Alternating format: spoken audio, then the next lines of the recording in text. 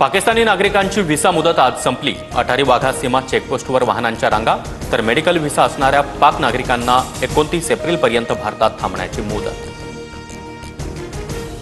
भारताच्या ॲक्शननंतर पाकिस्तान घाबरला। पाकिस्तानी सरकारकडून सर्व रेल्वे स्टेशन्सची जबाबदारी सैन्याकडे हस्तांतरित। रेल्वे मंत्री हनीफ अब्बासची माहिती, हत्यारं आणण्यासाठी पाकिस्तानी रेल्वेचा वापर करणार। पहलगाम हल्ल्यानंतर जम्मू काश्मीरमधील संशयित दहशतवाद्यांना सैन्य दलाचा दणका। आतापर्यंत 9 दहशतवाद्यांची घरं उद्ध्वस्त। सिंधू जल करार भारताला एकतर्फी संपवता येणार नाही। पाकिस्तानविरुद्ध आक्रमक पाऊल उचलल्यास आम्ही युद्धासाठी सज्ज।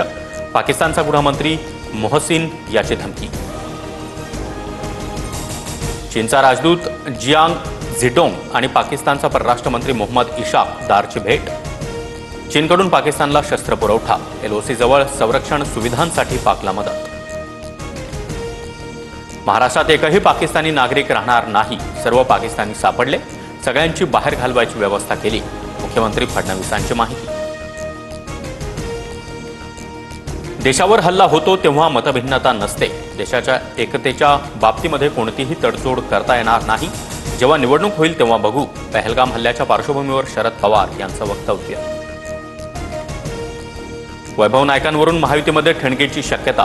नाईक शिंदेंच्या शिवसेनेमध्ये येण्याच्या चर्चांवर उदय सामंत सकारात्मक। सामंतांचं ऐकायला ते माझे सल्लागार नाहीत, नारायण राणे यांचा संताप। शिंदे फडणवीसांनी कान टोचल्यानंतर संजय गायकवाड यांच्याकडून पोलिसांची दिलगिरी। माझं वक्तव्य स्थानिक पोलिसांबाबत। ओघाओघाने महाराष्ट्र पोलिसांचा उल्लेख झाला। गायकवाड यांची सारवासारव।